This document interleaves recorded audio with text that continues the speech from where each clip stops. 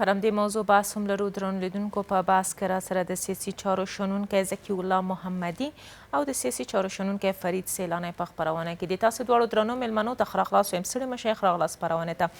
محمدي صاحب، پیل به له تاسو څخه وکړم. د رئیس الوزرا سیاسي مرستیال وروستۍ څرګندونې څنګه ارزوئ؟ نوموړې نړۍ اړه وبلله او د دې ترڅنګ یادونه یې وکړه چې نړۍ له دې پرته چې اسلامي امارت سره تعامل وکړي بله لار نه لري. راځم د تعامل په تړاو د اسلامي امارت او له د نړۍ ترمنځ چې دواړه خواوې د تعامل غوښتونکي دي، هغه اساسي ټکی څه شی دی چې لا هم تر اوسه دواړه خواوې غوښتونکي دي ولې دغه تعامل نه دی رامنځته سوی؟ بسم الله الرحمن الرحیم. نیازي صاحب سلامونه تاسو ته، محترم محمدي صاحب د فکر کوم درنو لیدونکو ته. موږ او تاسې چې کله امارت اسلامي حاکم سو د هغې وخت نه اوسه پورې که دغه موضوع وڅېرو یا دغې موضوع ته متوجه اوسېږو، نړۍ هم همدا غواړي چې اسلامي امارت سره تعامل وکړي، اسلامي امارت هم غواړي چې د نړۍ سره تعامل وکړي. خو په دغه ځای کې د تعامل هغه کوم اساسي شرایط چې دي، نړۍ یو شی وایي، اسلامي امارت بل شی وایي، په دغه کې د دوی جنجال دی. یعنی نړۍ هم غواړي چې د اسلامي امارت سره تعامل وکړي. ځکه موږ او تاسې په کراتو دا مو واورېدله چې د امریکا بعضې مشران دا خبرې وکړه چې یعنی بیا نظامي حمله موږ یې اصلا فکر هم ورته نه کوو چې بیا حمله وکړو، تحریم ګټه هم نه کوي. تعامل یو اساسي خبره دی چې ټول ملت هم غواړي، د افغانستان ملت هم غواړي، نړۍ هم غواړي. خو دا شرایط چې د تعامل لپاره دی، ځکه موږ او تاسې که وګورو اسلامي امارت په اوس وخت کې هغه د مشروعیت چې باید پیدا کړي، نړیوال مشروعیت یا اصلا رسمي حکومت سي، د هغې لپاره یو سلسله شرایط دي چې هغه یې په ځان نه دی عملي کړی. یعنې همدغه شرایط چې نه دی عملي کړی دی، همدغه د دې لامل کیږي چې په دې تعامل کې خنډ رامنځته سي، ځنډ رامنځته سي. که چیرې دغه شرایط اسلامي امارت باید منلی وای، په ځان یې تطبیق کړی وای، اوسه پورې وخت تعامل هم سوی و، اوسه پورې رسمیت پیژندلو مسله هم حل سوی و. مثلا زه تاسو ته وایم په نړۍ کې هیڅ امکان نه لري چې کله یو حزب واک ته ورسیږي دغه ټول څوکیګانې یا دا ټول هغه کوم پوسټونه مقامونه چې دي دا ټول د خپل حزب لپاره وقف کړي، بل چاته اصلا وخت ورنه کړي. یعنی فکر وکړي دا یو ډول افغانستان کې نوی څیره دی چې اسلامي امارت حاکم سوی دی او د خپل ټول هغه د خپل حزب کسان غونډ کړی دی. دا هغه اساسي ټکی ده چې د نړۍ او د اسلامي امارت ترمنځ د تعامل مخه نیولی. یو اصل دا د هغو ټکو څخه چې هغه مهم شرایط څخه د یو شرط همدغه دی. بل شرط مننه کوم محمدي صاحب. د نورو شرایطو په تړاو به هم سره بحث وکړو. بیرته درګرځم. سیلانی صاحب، غواړم تاسې نظر هم په دې برخه کې ولرم. د رئیس الوزرا سیاسي مرستیال وروستۍ څرګندونې تاسې څنګه ارزوئ؟ اساسي ټکی چې بالاخره د نړۍ او د اسلامي امارت د تعامل مخه یې نیولې څه شی بولئ؟ بسم الله الرحمن الرحیم. سلامونه تاسو ته، تاسو قدرمن میلمه او د ټولو نیوز ټولو قدرمن اوریدونکو او اوریدونکو ته. ګورئ، په سیاسي تعامل دې ته نه وایي چې ته مثلا زور وښایې نړۍ ته، چې نړۍ ته اوس ووایي چې بس تاسو ته بله لاره نشته او بله چاره نه لرئ، تاسو یوازینۍ ستاسو لاره او چاره همدا ده چې موږ سره زموږ حکومت په رسمیت وپېژنئ. دا نړۍ داسې ده لکه یو کلی، که په کلي کې خلکو داسې خودسرانه او خپل په خوښه ژوند وکړي او هر شی چې دوی وغواړي، مثلا خلک جومات ته پرېنږدي، خلک مدرسې ته پرېنږدي، خلک مکتب ته پرېنږدي، نو د کلي خلک ورپسې پاڅېږي او د همسایه یا د کلي یو کور د کلي څخه وباسي. نو همدارنګه طالبانو نه هم نړۍ کوم بل شی نه ده غوښتی. د تعامل مسله دا نه ده چې ته دوی ته ووایي چې تاسو غیر مشروع حقوق ترې وغواړئ. ګورئ، دنیا د طالبانو نه دا غواړي چې تاسو خپل مکتبونه خلاص کړئ، تاسو د افغان نجونو باندې تعلیم وکوئ، په افغان ښځو باندې د کار زمینه ورته برابره کړئ او همدارنګه د بشري حقوقو ته ژمن اوسئ. ګورئ، نړۍ نه ده ویلی چې تاسو خپل جونې اروپا ته امریکا ته راولېږئ، ویلی خپل په کور کې خپل څنګ کې دوی ته دروازې خلاصې کړئ چې دوی هلته مکتب ووایي. نو دوی ورته وایي چې موږ تقریبا په 2 کاله کېږي چې موږ په یو طرحه باندې لګیا یاستو او په دې طرحه باندې کار کوو. ته چې دومره ضعیف اوسې چې ته په 2 کالو کې یوازې د خپل نجونو دپاره، خپل د کور خلکو دپاره، خپل د زنانو دپاره ته طرحه نشې جوړولی. نړۍ به تا ومني، نړۍ په هېڅ وجه تا نه مني چې ته داسې ضعیف عمل ولرې. نړۍ تا نه ده غوښتی چې ته په افغانستان کې غیر شرعي حکمونه تطبیقوه، شرعي حکمونه تطبیقوه، قانون دې جوړ کا، اساسي قانون جوړ کا. همدا اوس افغانستان اساسي قانون نه لري، محاکم قانون نه لري، مکتبونه بند دي، حقوق بشر نشته، د نړیوال کنونسیونونه تاسو نه منئ، نو په کوم اساس باندې نړۍ تاسو په رسمیت وپېژني؟ نو د مولوي صاحب کبیر خبرې دا یو نوه نړۍ ته زور ښودل دی. دوی داسې فکر کوي چې نړۍ داسې ده لکه د افغانستان خلک، که ورته ووایو چې دروازې بندې شي، د مکتبونو دروازې بندې. قدرې سلوزره سیاسي مرستیال مولوي عبدالکبیر په خبرو کې یوه اشاره دا هم سوې چې پر اسلامي اصول او ارزښتونو معامله د منلو وړ نه ده. څه فکر کوئ اصلا غوښتنې دا دي چې په اسلامي او شرعي اصولو باندې باید معامله وسي؟ ځکه د ډیره داسې تحلیلونه موجود دي، هغه څه چې د پردې تر مخې نړیوال غوښتنه لري، اساسي غوښتنې د نړۍ نه بلکې د پردې تر شا داسې نور مسایل هم شته چې له اسلامي امارت څخه یې دوی غواړي. مثلا مولوي صاحب کبیر دې ودرېږي، خلکو ته دې ووایي چې شی ترې نه غوښتي غیر شرعي. ګورئ که چیرې غیر نړیوال په جمهوري نظام کې کوم خبره غیر شرعي وه، اساسي قانون غیر شرعي وه، منګه مسجدونه په کابل کې فعال ول، خلکو مسلماني درلوده، روژې نیولې. کوم امریکایي وویل چې تاسو د روژې په میاشت کې روژې مه نیسئ، یا کوم نړیواله ټولنه وویل چې تاسو د پلخشتي جومات دروازه بنده کړئ یا جوماتونو دروازې بنده کړئ. مثلا غیر شرعي غوښتنې څه شی وي چې دوی وایي چې غیر شرعي؟ نړۍ خو درته وایي چې ته د نجونو مکتبونه خلاص کړې، خپل په اولاد باندې تعلیم وکړه. ګوره د تعلیم حق دا بشري حق دی، دا مدني حق نه دی، دا بشري حق دی چې څوک یې نشي کولی چې د چا نه د تعلیم حق واخلي. د کار حق دا بشري حق دی، باید یو سړی کار وکړي. ته په ښځو باندې د دروازې وتړلې، کار دې پې بند کړه، تعلیم دې پې بند کړه، ټول سیسټم دې پې بند کړه. غیر د ښځو نه خلکو ته همدا اوس اقتصادي ستونزې دي. په افغانستان کې کدرونه درنه تښتي، هره ورځ دا کدرونه او دا مغزونه د افغانستان د فرار په حالت کې دي. نړیوال خو درنه غواړي چې دغه کدرونه چې ته لرې دې ته یو مناسب ځای پیدا کړه او دوی پکې مقرر کړه او دا خلکو ته ځای ورکړه. نړیوال خو تا ته وایي چې د نړیوال کنونسیونونه ته مراعات کړه. ګوره د ظاهر شاه د وخت نه چې کله هغه وخت کې نړیوال سازمانونه جوړېده، نو د افغانستان هغه وخت کې ټول دغه د نړیوال کنونسیونونه یې منلي دي. ته اوس هغه نه منې، نړیوال تا مني؟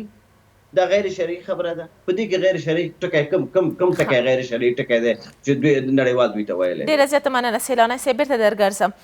محمدي صاحب، د نورو هغو اساسي ټکو چې تاسو یې غوښته په خپلو خبرو کې اشاره وکړئ څه شی دي، پرته له دې چې له نړیوالو سره د تعامل غوښتونکي دواړو خواوې دي ولې اساسي لاره ورته تر اوسه نه ده لټول سوې؟ ډېری مسایلو ته سیلانی صاحب هم اشاره وکړه، تاسو هم ورسره متفق یاست. دا هغه اساسي ټکي دي چې د دغه تعامل مخه یې نیولې؟ نازي صاحب ګوري دا بعضې مسایل د نړۍ لپاره اصلا مهم دي. مثلا زه تاسو ته ووایم دا د ښځو د تحصیل مسله په دې کې زه په دې عقیده یم چې دا د نړیوالو لپاره مهم نه دی چې زموږ خویندې تحصیل وکړي یا د امارت اسلامي رسمیت پیژندل وقف سوی د همدغه د ښځو مسلې لپاره. په دغه کې بعضې مسایل دي. مثلا زه تاسو وایم د افغانستان اوسنی سرپرست حکومت یو قوي پالیسي نه لري د دې لپاره چې د نړۍ سره تعامل وکړي. بل مهم مسله ده چې امریکا خپله ګټې دلته غواړي چې هغه خپله ګټې خوندي کړي. د هغې لپاره باید اسلامي امارت ورته، یعنې بعضو مسایلو کې زه اسلامي امارت نه ملامتوم چې دا د تعامل مخه یې نیولی دی، خو زه په دې وایم چې موږ او تاسې اوس اول تر همه تر ټولو مهم بار دا مو ویلي دي، دا خبره بیخي تکراري هم سو چې اسلامي امارت دی باید کوشش وکړي په افغانستان کې. اولنی اساسي مسله دا ده چې موږ باید لویه جرګه ولرو، ځکه دا لویه جرګه موږ او تاسو ته ډېر پخوا څخه پاتې دي. یو دود دی چې موږ په دې لویه جرګه کې اساسي قانون تصویبوو، په دې لویه جرګه کې د نظام نوعیت چې هغه په اساسي قانون کې سجل کېږي، هلته ورته د نظام نوعیت په افغانستان کې معلوم نه دی. اسلامي امارت اسلامي امارت څه رقم نظام دی؟ مننه محمدي صاحب، د بحث دوام به تر لنډې دمې وروسته وګورو. درنو لیدونکو زه لنډه دمه اخلو، تر دمې وروسته بحث مو لا هم دوام لري.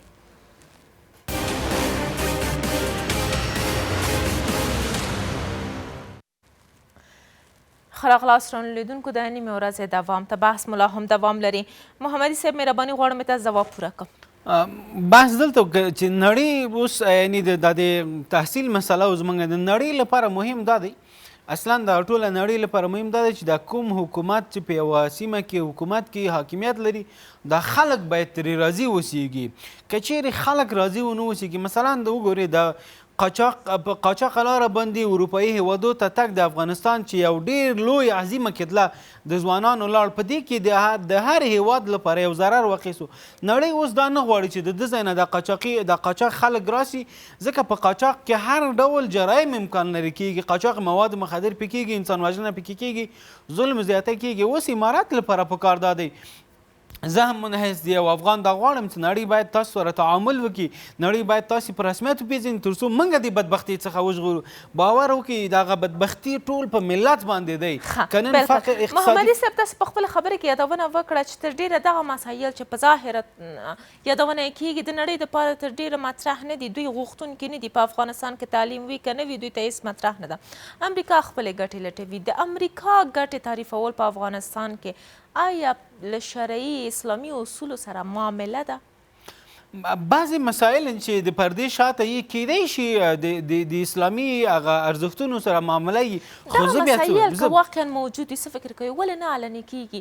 یو ځل بیا ولې اسلامي امارت هغه تېروتنه تکراروي چې جمهوریت کې موجوده وه؟ په ځلونو جمهوریت هم دغه نارې وهلې چې د پردې تر شا ډېرې نور مسایل موجود دي، امریکا نور څه غواړي؟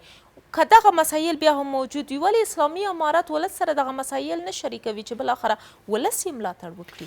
خو په همدغه موضوع کې یعنې ما څو کرات همدلته ویلي دي، دا لویه جرګه باندې چې زه ډېر تاکید لرم د دې لپاره چې د اسلامي امارت مخ واړوي ملت ته، ځکه په دې ملت کې ډېر کدرونه شته، داسې تحصیل کده خلک شته چې په اروپا او په امریکا او په دغو ځایونو کې تحصیل یې کړی دی چې تاسې ملت ته مراجعه وکړي چې دغه امریکا مانه دغه شیان غواړي. اوس تاسې ما ته لاره وښایاست چې آیا همدغه خبرې زه ورسره ومنم یا بدیله لاره تاسې ما ته وښایاست. نور موضوعات دي چې ملت درته بیا رایه درکولی شي. هغه یو مسله چې د امریکا غوښتنې دي چې هغه که د اسلام سره په ټکر کې دي هغه هېڅ افغان ورسره نه مني. دا نور مسایل چې اوس وګورئ دا د ملت خوشحالول هم د تا مسؤلیت دی که نه دی.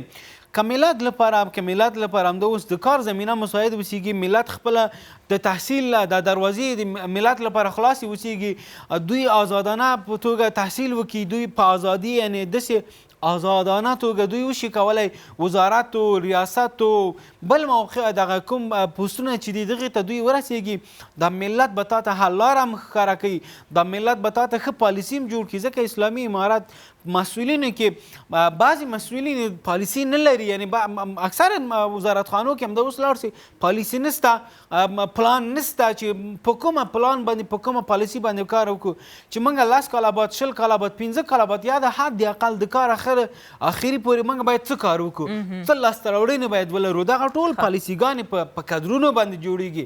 20 کاله په افغانستان کې کدرونه وروزل سو، یعنې نیازي صاحب تاسې باور وکړئ په افغانستان کې همدا اوس داسې کدر شته چې هغه د ریاست جمهوري لیاقت لري، داسې کدر شته چې د وزارت لیاقت لري، هغه اوس په کور کې ناست دی. اسلامي امارت منحیث دی او حکومت منحیث دی او خواخوږی د ملت باید ملت مراجعه وکړي، داسې کدرونه را پیدا کړي، په دندو یې وګماري، وظیفه ورته ورکړي، مشوره ترې واخلي تر څو دغې لارې نه دغه بدبختۍ څخه موږ او تاسې وژغورو. مننه کوم. بیرته درګرځم محمدي صاحب. سیلانی صاحب تر ډیره هغه مسایل چې علني ویل کیږي، هغه مسایل چې په ښکاره یې یادونه کیږي د نجونو مکاتب، تعلیم و تحصیل، اساسي قانون په افغانستان کې جوړول، هغه مسایل نه دي چې واقعا نړیوالې غوښتونکي دي. نړیوال له دې غمه مړه نه دي چې په افغانستان کې افغانۍ ښځه له تعلیم و تحصیل او د کار له حق څخه محرومه پاتې کیږي، بلکې د هغه مسایل دي چې ولس یې غوښتونکی دی.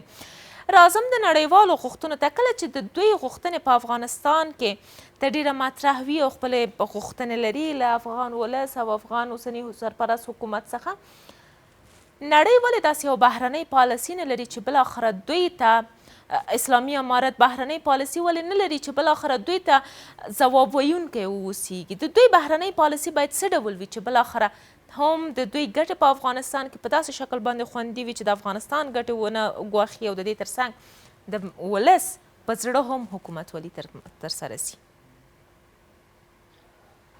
ګورئ، طالبانو تقریبا 18 میاشتې په دوحه کې د امریکایانو سره دوی د سولې تړون امضا کړ او نن چې هر خبره کیږي دوی وایي چې امریکا د سولې د دوحې تړون ته ژمن نه دی او ملت د هغه تړون نه خبر نه دی. مثلا که چیرې امریکایان د افغانستان په فضا کې دوی ګشتونه کوي او د دوی بي پیلوټ الوتکې د افغانستان په فضا کې ګرځي، نو دوی وایي چې دا د دوحې په تړون خلاف خبره ده او د دوحې په تړون کې دا خبره نه وه.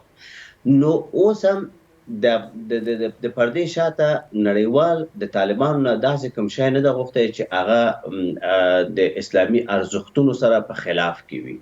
ګورئ، نړۍ که چیرې تعامل غواړي، خپل ګټې غواړي، هغه په یو هیواد کې خپل ګټې غواړي.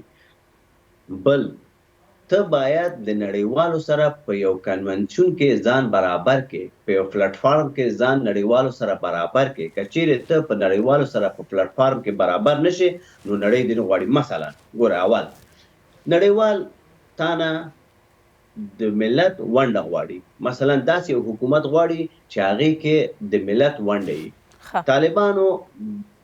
طالبانو نظام دا په زوره یو شرعي قانوني نظام ړنګ او دوی راغلل، په زوره راغلل او دوی واخیسته. دا یوه ډله ده. نړۍ ډله په رسمیت هېڅکله نه پېژني. نړۍ باید د ملت ونډه پکې هغې کې معلومداري. دویم، نړۍ سیلانی صاحب ته خبرې مو لږ رالنډې کړئ چې وخت راسره کم دی، مهرباني. نړیوال غواړي چې ستا ګاونډیان باید تا نه رضایت ولري. همدا اوس تاسو باور وکوئ چې پاکستان هیڅکله نه غواړي چې طالبانو حکومت په رسمیت وپېژندل شي. لابي هم ورته کوي او کوشش هم ورته کوي، ځکه چې پاکستان تل په افغانستان کې بدبختي غوښتی دی او تل په افغانستان کې داسې نظامونه یې غوښتي دي. که چیرې پاکستان غوښته او د افغانستان ډېر خواخوږی وی، نو پاکستان کولی شو چې ډېر په اسانۍ سره اعلان وکړي چې زه د افغانستان یو اسلامي امارت په رسمیت سره پېژنم. ولې پاکستان د اسلامي امارت په رسمیت نه پېژني؟ نو دا ګاونډیان هم نه غواړي چې په افغانستان کې یو باثباته نظام راشي. طالبانو ته لازم اوس په دغه وخت کې دا ده چې دوی باید د نړیوالو سره په سیستم کې ځان برابر کړي. بالکل، ډېره زیاته مننه کوم سیلانی صاحب کور ودان. د سیاسي چارو شنونکی ذکي الله محمدي او د سیاسي چارو شنونکی فرید سیلانی، د تاسو دواړو درنو میلمنو نړۍ مننه چې خپرونه کې ملتیا راسره وکړه. کور ودان.